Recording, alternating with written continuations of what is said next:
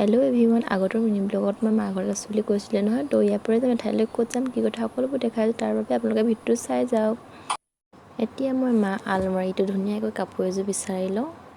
তো কাপোৰ এযোৰ পাই গ'লোঁ। তো এতিয়া ৰেডি হৈ গ'লোঁ। এয়া চুলি মেলিয়াই লৈছোঁ, চুলি ধুইছিলোঁ।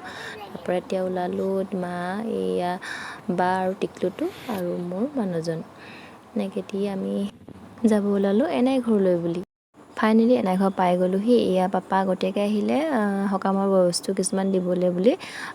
এই পুঠা বছৰেকীয়া শ্ৰাদ্ধত মানে প্ৰায় আমাৰ এটা হাঁহ দিয়া হয় আৰু এইবাৰো দিছে। আৰু এইফালে ভকতে বিদায় সেৱা ল'বৰে হ'ল। তাৰপৰা এইফালে আৰু আমাৰ কাম কৰি ভাল পায় এনাই এগৰাকীয়ে কাটিছে তামোল, আৰু এওঁ যেন কামৰ অন্তই নাই, ইমান ভাল পায় কাম কৰি নহয়। আৰু এই বয়সতো মাটিশালত তাঁত বয় জানেনে। এই মোক দিয়া বস্তুকেইপদ দেখাই দিছোঁ বাৰু দিয়ক। এইখন এখন পাটৰ গামোচা মানুহজনলৈ বুলি, আৰু লগতে দিছে এখন এৰী চাদৰ। এখন নিজে দহি পাতিছে তেওঁ। এয়া মোলৈ দিছে নুনী ৰিহা আৰু বকোৱা সূতাৰ ৰিহা, আৰু লগতে এখন মুগা মেখেলা। আৰু এই বওঁতে কিমান যে কষ্ট আৰু মৰম সোমাইছে, তাৰ বাবে বহুত বহুত ধন্যবাদ এনাইলৈ, আৰু ভালদৰে ৰাখিবলৈ চেষ্টা কৰিম। আৰু এইফালে চাওকচোন, ৰুহি মাহীৰ লগত পূৰা ফূৰ্তি, সকলোৱে কোচলৈ গৈছে।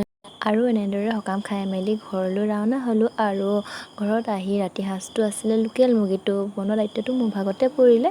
আৰু একো নাই দিয়ক, মইতো বইলেই খাই ভাল পাওঁ। আৰু লোকেল মুৰ্গী এয়া বইল কৰিবলৈ একদম কম পৰিমাণে তেল অলপ দিছোঁ, বা আন্দাজমতে এইবিলাক দিছোঁ আৰু আদা নহৰু। এয়া দেখিছেনে, তেল নিদিয়াকৈ ইমান তেল ওলাইছে লোকেল মুৰ্গীটো। এয়া ফাইনেলি ৰেডি হৈ গ'ল খানা। আৰু এয়া পাপা আৰু মানুহজনে খাই লৈছে।